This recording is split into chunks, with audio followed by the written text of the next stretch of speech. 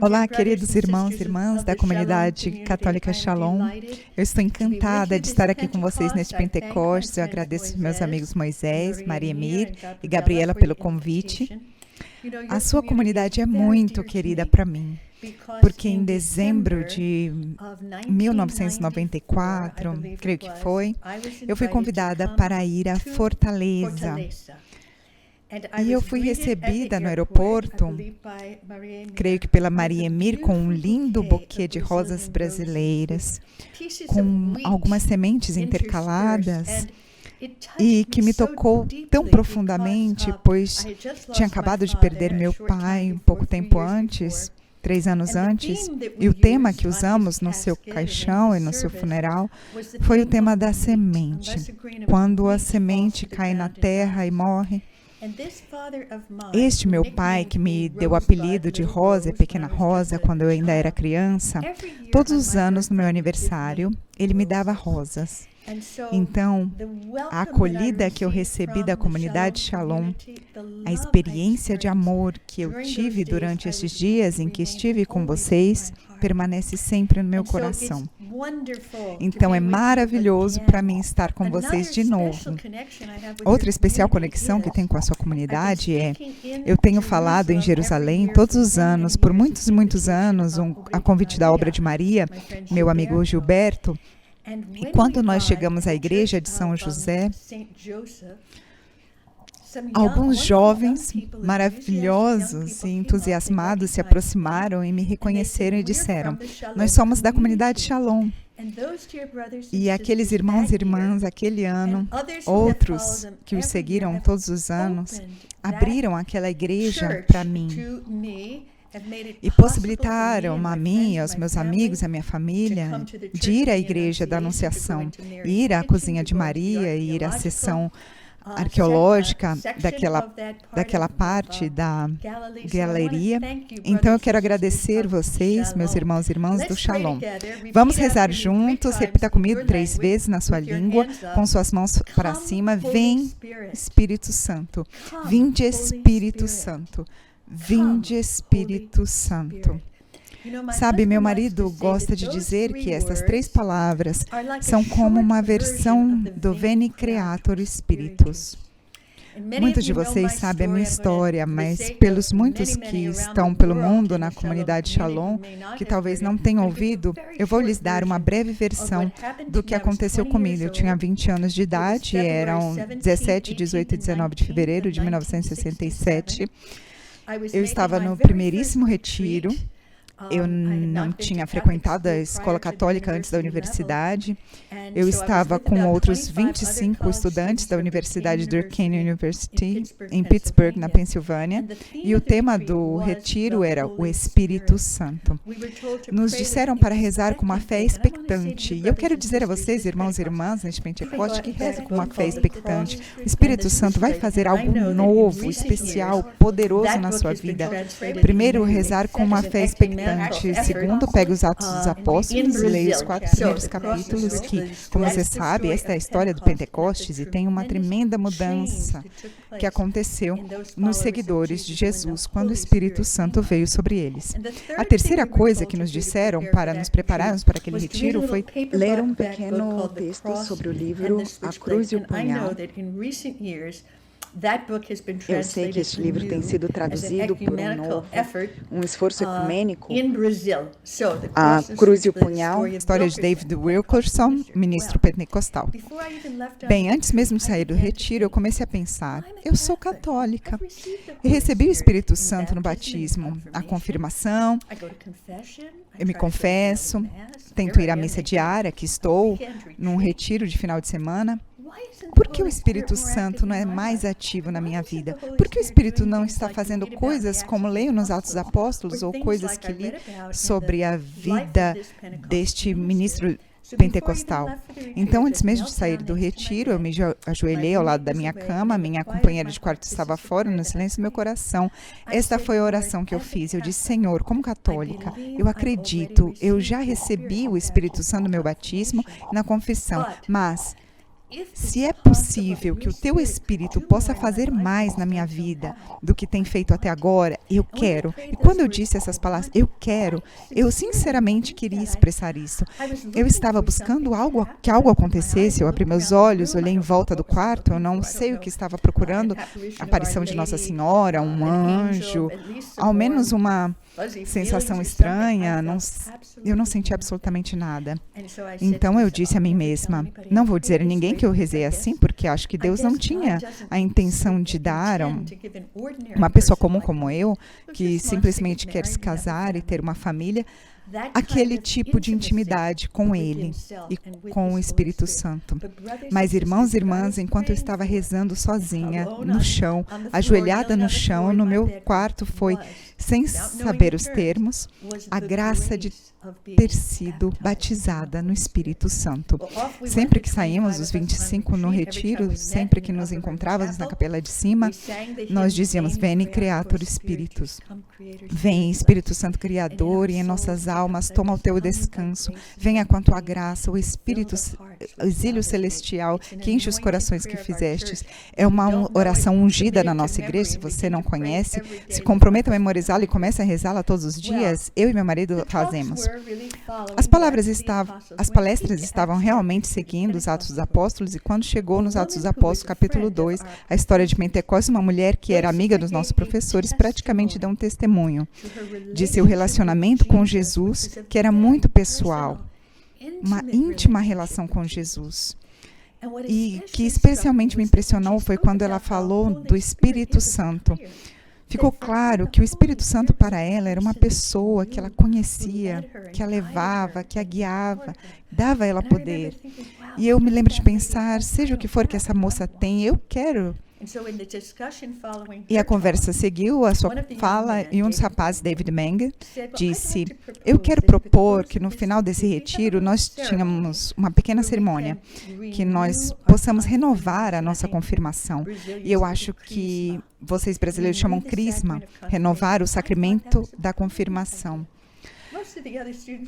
Eu achei uma ideia brilhante. A maioria dos estudantes não estava interessada, mas eu e o David combinamos que, ainda que ninguém mais quisesse renovar a sua confirmação, nós faríamos. Bem, mais tarde, naquela noite, 19 de fevereiro, nós deveríamos estar celebrando o aniversário de alguém com um bolo de aniversário, mas a festa não estava indo e pensei, o problema é que estávamos dispersos, nós precisávamos nos reunir no mesmo lugar, cortar o bolo e deixar a festa começar. Então eu decidi que iria pelo lugar do retiro, chamando os estudantes para a festa de aniversário. Mas, irmãos e irmãs, a festa de aniversário aquela noite foi a capela do andar superior. Porque quando eu entrei naquela capela, me ajoelhei, Jesus, que estava no sacrário, eu sempre acreditei na presença real de Jesus no sacrário. Mas naquela noite, enquanto eu estava ajoelhada em frente a Ele, eu fui preenchida daquela sensação. Eu me lembro de ter pensado, o próprio Jesus está aqui, e Ele é santo. E eu não sou santa, seria melhor eu sair daqui. Mas, maior do que o meu medo de permanecer na sua presença, foi a minha necessidade de permanecer na sua presença.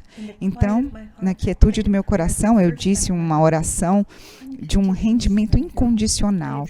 Eu me dirigia ao Pai e dizia, Pai, eu dou a minha vida a Ti. O que você der, eu aceito.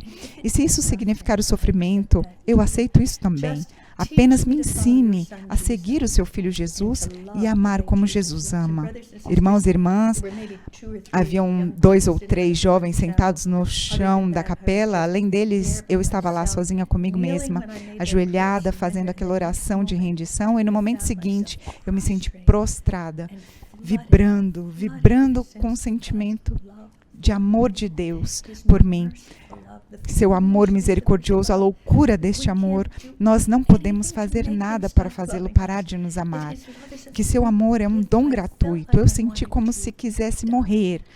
Queria morrer ali mesmo, só para estar com Ele. Irmãos e irmãs, eu soube imediatamente, como uma garota de 20 anos, que se eu podia experimentar o amor, a ternura, a misericórdia de Deus assim, qualquer um no mundo poderia. Então, me levantei, disse aos poucos que estavam lá comigo, algo como: Jesus está vivo, Jesus é real. Corri para baixo, disse ao padre. Ele me disse que o jovem que queria renovar a confirmação esteve na capela algumas horas antes de mim e teve uma experiência idêntica. Irmãos e irmãs, entre meia hora e uma hora, Deus sutilmente atraiu muitos estudantes para a capela do andar de cima. Alguns choravam, alguns riam de alegria. Eu senti o meu corpo estava em chamas, que minhas mãos estavam queimando, e enquanto estávamos louvando, rezando, mas não sabia o que era o dom de línguas, e veio um professor e disse: o que o bispo vai dizer quando ele ver todos esses jovens que foram batizados no Espírito Santo? Irmãos e irmãs, este evento foi conhecido no mundo inteiro como o final de semana de Durkheim, porque éramos estudantes da Universidade de Durkheim. Começou na Igreja Católica uma corrente de graça, que é o que o cardeal Sonians chama de renovação carismática, e o nosso Papa atual, Papa Francisco, chama de renovação carismática, de uma corrente de graça na Igreja e para a Igreja. O Papa Francisco nos diz repetidamente: partilhem com toda a Igreja a graça do batismo no Espírito. Irmãos e irmãs, eu tenho uma pergunta para vocês hoje. Eu contei o meu testemunho quando eu fui batizado no Espírito Santo há mais de 54 anos atrás, quando eu tinha 20 anos e agora eu tenho 74 anos. Eu tenho uma pergunta para você. Você já teve um Pentecostes pessoal? Há algum evento que você possa identificar como um antes e um depois? Meu amigo Padre Cantalamesse colocou nesta maneira uma verificação. Eu tenho duas vidas, uma antes de ser batizada no Espírito e uma depois de ser batizada no Espírito. Um Pentecostes pessoal. E esta é a intenção que eu estou rezando por você agora. Irmãos e irmãs, ainda que já tenhamos tido um Pentecostes pessoal, ouça, há sempre mais. Sempre mais. Eu gosto de dizer, quando ensino sobre o batismo no Espírito Santo, que há pelo menos 3 formas de explicar e entender o que é esta graça do batismo no Espírito Santo. A primeira maneira, para nós católicos, é um libertar da graça que nós já recebemos no batismo e no crisma. Eu tinha um amigo padre, que nós trabalhamos com jesuítas por 30 anos, ele costumava nos mostrar como se fazia achocolatado. Ele pegava um copo de leite branco, derramava o chocolate líquido, e a calda de chocolate claro descia direto ao fundo da garrafa. Aí ele colocava uma colher dentro, agitava e havia uma transformação. Aquele leite branco ficava deliciosamente com o sabor da calda de chocolate. E assim é o batismo no Espírito Santo. Nós temos a graça de Deus pela virtude dos sacramentos, mas agora, pela fé, nós precisamos colocar a colher da fé e agitar. Então, esta é uma maneira de pensar no que é o batismo no Espírito Santo.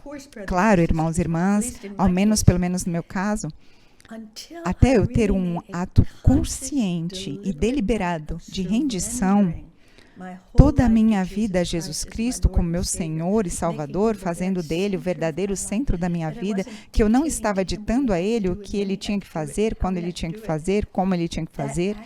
Aquele ato de rendição a Jesus possibilita que a graça em nós, que já recebemos, seja agitada em nós. Bem, a segunda maneira, e eu gostaria de enfatizar isso a vocês, membros da comunidade Shalom, a segunda forma de entender o que é o batismo no Espírito Santo está na Suma Teológica de São Tomás de Aquinos, e um jesuíta, Padre Francis Sullivan, escreveu sobre isso no início da renovação. Ele disse: quando o Senhor quer trazer alguém, estou parafraseando, obviamente, em um novo estado de graça, ou quando o Senhor tem uma nova missão, uma missão é uma das coisas que a Maria Emir me disse que queria que eu abordasse aqui, uma nova missão, pode haver um novo enviar do Espírito, algo novo. E se eu estivesse com vocês pessoalmente agora, eu faria vocês repetirem comigo: algo novo, algo novo. Sabe, e quando eu vi isto, eu estava lembrando das catequeses de São João Paulo II, há muitos anos atrás, falando sobre Nossa Senhora. E o que ele disse foi, na sala de cima, quando Maria estava lá, a gente sempre pensa que ela estava ensinando os apóstolos, rezando, os aconselhando, os acalmando. E São João Paulo diz, na sala de cima, Maria, ela mesma, estava esperando uma nova vinda do Espírito Santo. Quando eu li isso primeiro, meus amigos, eu pensei, isso está vindo de São João Paulo II. Eu ficaria tentada a dizer que não é possível que isso seja verdade. Ela é que concebeu a Mãe de Deus, ela permaneceu aos pés da cruz. Como poderia Maria, ela mesma, estar precisando de alguma coisa? Mas São João Paulo II continua dizendo que na Sexta-feira Santa, aos pés da cruz, enquanto Maria estava lá, nos lábios do seu filho, enquanto ele morria, ele deu a ela uma nova missão. Diga, uma nova missão. Uma nova missão de maternidade espiritual e universal. João 19 diz, mãe, este é o teu filho, filho, este é a tua mãe. E diz o Papa João Paulo II que, para corresponder a esta nova missão, ela estava esperando e necessitando um novo derramamento do Espírito Santo.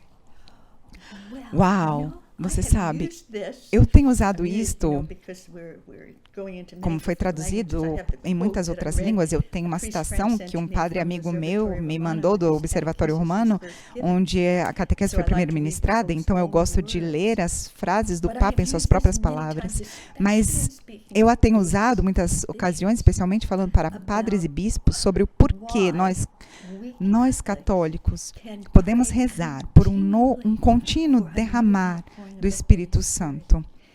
Porque há desafios que nós enfrentamos no nosso dia e tempo que são realmente novos, novas oportunidades, mas muitos novos desafios, muitos novos obstáculos, muitas novas batalhas que temos que lutar. Eu espero, eu sei que no Brasil o aborto não é legalizado, graças a Deus, mas aqui no meu país tem sido legal há muitos anos. E eu me sinto envergonhada, me sinto gravemente golpeada com o que é possível aqui para tirar a vida de crianças não nascidas. Amanhã, meu mais novo netinho, o 12º netinho, vai ser batizado e sua mãe vai fazer a primeira comunhão. Irmãos e irmãs, há graves pecados sendo cometidos e nós realmente precisamos de uma nova unção do Espírito Santo para encararmos os desafios de hoje. Novos envios, novas missões e um novo patamar de santidade. Porque, irmãos e irmãs, o que Deus precisa? Ele precisa de santos. Ele precisa de santos e missionários. E este é o chamado de todo aquele que crê. Não é só para os bispos, padres ou irmãs religiosas, consagrados, é para todos. Todos, homens e mulheres, casados e não casados, consagrados, religiosos. Cada um de nós é chamado a ser um santo e um missionário. Nós vamos viver isto de diferentes formas, mas, irmãos e irmãs, este é o chamado, ok? Qual é a terceira forma de explicar o batismo no Espírito Santo? Bem, é uma especial graça ecumênica. Porque este batismo no Espírito tem sido experimentado, derramado sobre cristãos de todas as denominações. No final de semana de Durkheim, nós estávamos numa casa de retiro católica, rezando com os Santíssimos Sacramentos, com Nossa Senhora, sendo tomada desde o começo como nossa mãe, como modelo da rendição, da obediência e da humildade. Mas, bem cedo, nós aprendemos que nós temos irmãos e irmãs que eram verdadeiros irmãos e irmãs para nós, que poderiam nos ensinar tanto. Eu me lembro estar com uma das mulheres que era muito influente, uma mulher protestante, e a Bíblia dela era tão tão pesada, sublinhada, com exclamações. Ela era uma mulher que vivia na palavra de Deus. Vivia na palavra de Deus. E nós temos muitíssimo a aprender com estes irmãos e irmãs de outras denominações. Certo? Bem, Jesus está hoje procurando por amigos. Amigos. Pessoas que prefiram a Ele do que a qualquer outra coisa ou qualquer outra pessoa. Só nestes tempos e agora, semanas antes do Pentecostes, em que preparei isso para vocês, que pudesse ser traduzido, nós estamos lendo João 15, em que Jesus diz: eu não chamo servos, os chamo amigos, porque vos disse tudo o que tenho ouvido do meu Pai. E eu estava me lembrando, foi o evangelho que me lembrei do padre Cantalamessa dizendo uma vez, numa palestra, que quando esta palavra se tornou real para ele já era padre por muitos anos, professor da história do cristianismo antigo, mas quando foi depois do batismo no Espírito Santo, esta palavra de João 15 se tornou viva para ele. Ele disse a si mesmo: mas eu sou amigo de Jesus, ou talvez melhor, Jesus é meu amigo. Jesus me chama amigo. E ele disse que poderia voltar para casa como se sobre os telhados da cidade. Ele estava como que voando de regozijo e o entendimento de que Jesus o chamava amigo. Agora, uma das coisas que tem sido enfatizadas pelo nosso Santo Padre, Papa Francisco, falando para pessoas da renovação estes anos, é sobre a importância de se apaixonar por Jesus Cristo. Então, eu preciso te fazer uma pergunta que foi feita para o nosso amigo Pepe Prado. Pepe era um grande carismático líder do México, um grande pregador, um maravilhoso professor. Ele tinha uma pessoa na vida dele que sempre que o encontrava dizia: Pepe, você ainda está apaixonado por Jesus Cristo? Pepe, você ainda está apaixonado por Jesus Cristo? E você sabe, nós precisamos considerar essa pergunta. Em um ponto da nossa vida, nós realmente nos apaixonamos por Ele, pessoalmente. Nós fomos batizados no Espírito Santo. Muitos de vocês, que são parte da comunidade Shalom, fizeram um especial compromisso de segui-lo e de amá-lo na comunidade Shalom, como membros deste grupo. Mas sabe, o amor pode esfriar, não é? Nós lemos isto no livro da Revelação, em que o Senhor está endereçando palavras às diversas igrejas, revelações para a igreja de Éfeso. Nós perdemos o nosso amor, primeiro amor? Nós somos quentes ou frios? Porque uma dessas passagens Jesus diz: eu estarei com vocês, seja quente ou frio, porque se você for morno, eu vou cuspi-lo da minha boca. Irmãos e irmãs, isso me faz tremer. Eu fui batizada no Espírito há mais de 44 anos. Meu marido e eu temos dado toda a nossa vida pela evangelização na renovação carismática, promovendo esta graça do batismo no Espírito Santo. Mas eu preciso examinar a minha consciência. Eu me lembro quando o Pepe nos contava essa história: você ainda está apaixonado por Jesus Cristo? E ele perguntava para nós, éramos todos líderes naquela sala, e pedia para olhar para a pessoa ao lado e dizer: você ainda está apaixonado por Jesus Cristo? E a pessoa que estava ao meu lado, nós demos a mesma resposta: nem próximo do suficiente. Nem próximo do suficiente. Tem uma frase que perpassa a vida de muitos santos, e eu sei que a sua comunidade gosta muito. E se não me falha a memória, eu acho que vocês são muito devotos de São Francisco de Assis e Santa Teresa d'Ávila. Posso estar errada nisso? Eu estive com vocês em 1994, há muitos anos atrás.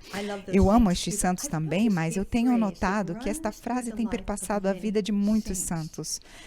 Eu ali em Santa Teresa de Lisieux, minha tão especial patrona, e li em Santa Faustina, a Santa da Divina Misericórdia, ali em Santa Madre Teresa de Calcutá, e ali em São Maximiliano Kolbe, outro grande santo, grande mártir da caridade, grande professor da consagração a Nossa Senhora.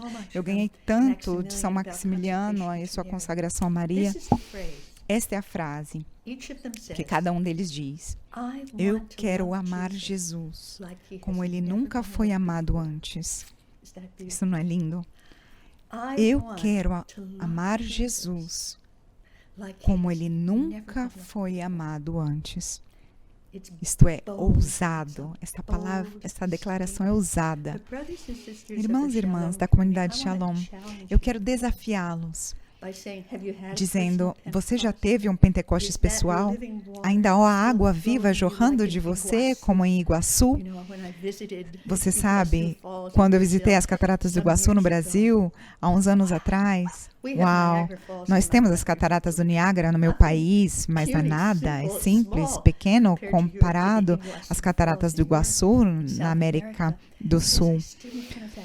Enquanto eu estava diante daquelas cataratas do Iguaçu, eu estava pensando em João 7, se alguém tem sede, deixe que venha até mim, que beba do coração, do mais profundo ser, de onde fluirão rios de água viva. E este é o tipo de fluxo do poder do Espírito, do amor de Deus. A minha definição favorita do batismo no Espírito Santo se acha em Romanos 5:5. O amor de Deus foi derramado em nossos corações pelo Espírito Santo que nos foi dado. Então, você já teve um Pentecostes pessoal? Esta água ainda está jorrando em você? Você ainda está apaixonado por Jesus Cristo? Você quer amá-lo como ele nunca foi amado antes? Então, há diversas formas de entender isso. Seria algo quantitativo? Mais que? Quero amá-lo mais que Teresa de Lisieux, mais do que Teresa d'Ávila, mais do que São Francisco. A maneira como eu compreendo isto é que cada um de nós somos indivíduos tão únicos. Temos a nossa história, as nossas feridas, temos as nossas forças, as nossas experiências de vida. E há um amor que cada um de nós pode dar a Jesus, que nenhum outro ser humano jamais deu, ou poderia ter dado, porque você é o único você, que jamais que existirá. Então, quando dizemos ao Senhor, Jesus, eu quero te amar, como você nunca foi amado antes, pode ser uma autêntica afirmação. Eu quero dizer, nas circunstâncias da minha vida, do meu casamento, da minha família, na minha comunidade religiosa, na minha missão, nas minhas forças e fraquezas, eu quero te dar um particular presente de amor que nenhum outro ser humano pode dar. Por quê? Para alegrar o coração de Jesus, porque Ele ama você com esse tipo de amor individual e pessoal. Há alguns santos que conheci desde o meu batismo no Espírito Santo, e uma delas é a Beata Ângela de Foligno. Eu a conheci através dos textos do Padre Cantalamessa. Eu nunca tinha ouvido falar dela antes, mas é muito interessante porque ela foi casada, eu sou casada, ela era uma mulher casada e ela tinha uma família e ela perdeu tudo. Ela perdeu o marido, perdeu os filhos. Ela tinha um verdadeiro chamado a se dar a Jesus. E ela se deu, mas a um momento, Jesus falou com ela e disse: não foi uma brincadeira eu ter amado você. Não foi uma brincadeira eu ter amado você. E ela percebeu que, mesmo amando Jesus, ela ainda estava lidando com meias medidas. Não foi uma brincadeira ele ter me amado, ter te amado, ele ter sofrido e morrer na cruz por cada um de nós, derramado seu sangue. Não faz muito tempo, estávamos no período da Quaresma, olhando para ele, maculado por nós, espancado, ensanguentado. em que ele estava dizendo, não foi brincadeira, não foi pouca coisa eu ter amado você. E você? Nós estamos lidando com meias medidas. E ela teve um ato de... Ela já estava no caminho da conversão, de dar tudo a Ele e dizer, Jesus, eu quero te dar tudo. E eu penso que é esta a graça que Deus está oferecendo a você e a mim. Tem alguma coisa? Tem alguma coisa que você ainda está retendo? Eu quero falar com você, ir direto ao ponto, pois não resta muito tempo, sobre um dos frutos do Espírito Santo. Você sabe, tem a paz, o amor, a alegria, mas tem um fruto do Espírito Santo que está em grande perigo hoje, e que é o fruto do autocontrole, ou da castidade. Eu vi esta passagem antes, mas estou procurando agora. Ela me faz pensar na experiência que eu tive há uns anos atrás, num grupo de líderes da Renovação Carismática. Nós tivemos uma missa, e eu me lembro aonde, se vocês quiserem, no fruto do Espírito, Gálatas 5, 19 e 21, os frutos da carne são estes: fornicação, impureza, libertinagem, idolatria, superstição, inimizade, briga, ciúmes, ódio, ambição, discórdia, partidos, invejas, bebedeiras, orgias e outras coisas semelhantes. Dessas coisas vos previno, como já vos preveni, os que praticarem não herdarão o reino de Deus. Uau, isso é muito claro quando ele diz, mas o fruto do Espírito é a caridade, a alegria, a paz, a paciência, a afabilidade, bondade, fidelidade, brandura e a temperança, autocontrole. Contra estas coisas não há lei, pois os que são de Jesus crucificaram a carne com as paixões e as concupiscências. Voltando a este encontro de líderes da Renovação Carismática, nós abrimos com uma missa, e durante a missa eu estava sentada lá atrás com meu marido, e o Senhor falou comigo em uma palavra profética, uma revelação. E isto foi o que ele disse. Há alguns aqui que estão em um relacionamento sexual com alguém com quem eles não estão casados, e isto me desagrada grandemente. Eu quero que diga a eles que se arrependam agora. Isso não é o tipo de coisa que você quer ouvir no primeiro dia. Eu estava com pessoas que eu mal conhecia, então me inclinei ao meu marido, que é a minha cabeça, a pessoa a qual eu me submeto, e falei a ele o que senti, que o Senhor me falou, e ele me disse, querida, você precisa proclamar, porque se é para alguém aqui, você precisa dizer. Então eu esperei, fui à frente e disse à pessoa que estava ao microfone, eu tenho uma palavra, e é uma palavra muito dura.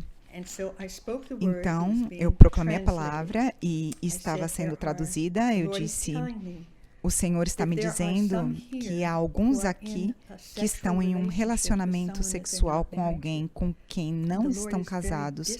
E o Senhor está muito desagradado com esta ação. E diz que você precisa se arrepender.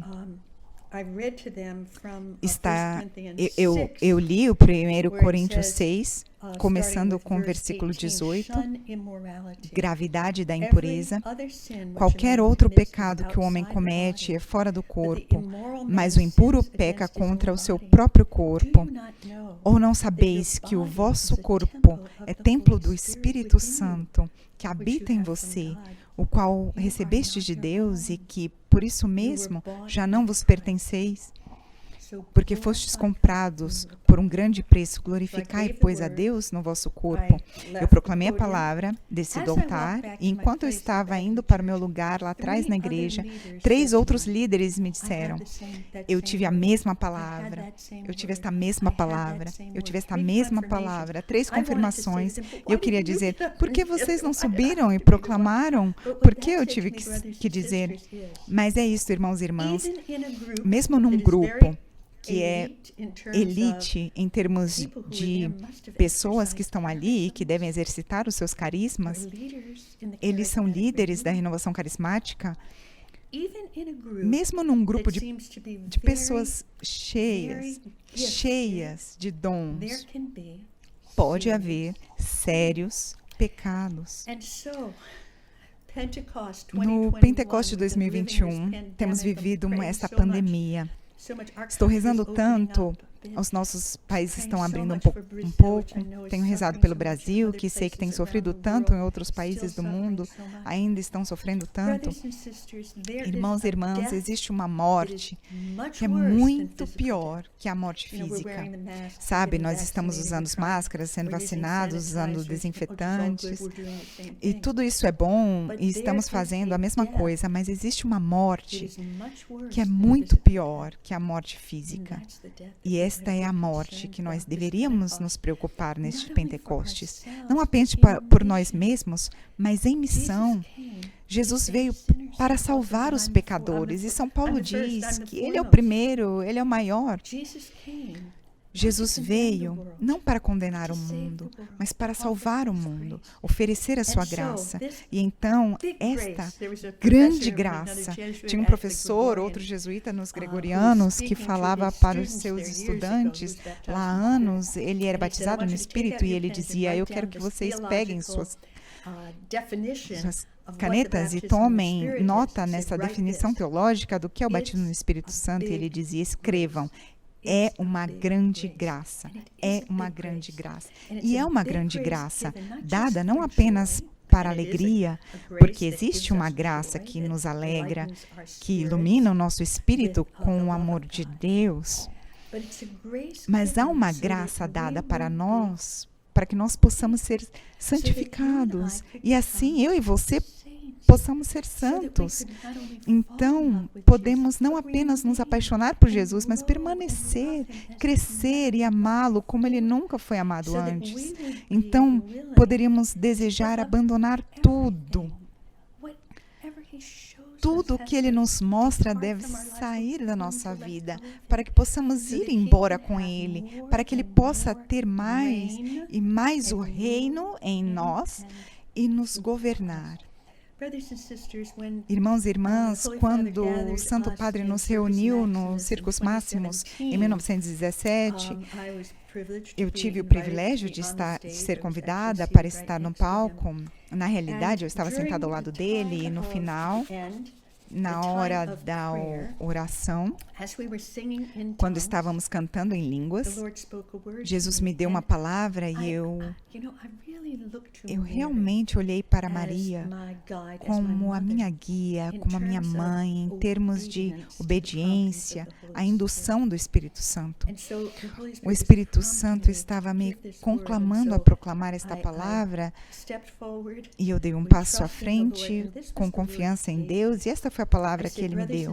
Eu disse, irmãos e irmãs, enquanto estávamos rezando o Espírito Santo, Deus me deu uma palavra e foi esta: levante os olhos e vejam que os campos estão brancos para a colheita. E o Senhor disse, se vocês me obedecerem, se vocês obedecerem à condução do Espírito Santo, vocês verão infinitamente mais do que vocês podem pedir ou imaginar. Vocês verão o poder do meu Espírito descer sobre a humanidade. E vos digo, os campos estão prontos com a colheita, mas preciso da sua obediência, preciso da sua docilidade, preciso da sua fé, e você verá maravilhas que vão te surpreender infinitamente mais do que você poderia pedir ou imaginar para a glória do seu nome. Irmãos e irmãs, como no mundo podemos ter a obediência e a docilidade ao Espírito Santo que é necessária para a evangelização no mundo inteiro? Eu vou lhes dizer como. Nós devemos nos dar a Maria como nossa mãe, como nossa rainha, como nossa líder da nova evangelização. Ela é chamada estrela da evangelização. Você vê sobre os meus ombros Nossa Senhora de Guadalupe, ela é a mãe. Ela disse, de todos nós unidos nesta terra, acho que o Papa Paulo VI, que citando o Salmo, disse, a nenhum outro povo isto foi dado, a nenhum outro povo isto foi dado. Então, eu gostaria de pedir, na conclusão desta partilha, que você, querida mãe, tome toda a comunidade Shalom, todos os irmãos e irmãs em todo o mundo dentro do teu coração maternal. Você que está dia e noite diante do trono do seu filho, intercedendo por todos os seus filhos, que te lembres do Shalom, fortalecendo neles que podem ser santos e missionários na nova evangelização. Amém. Aleluia.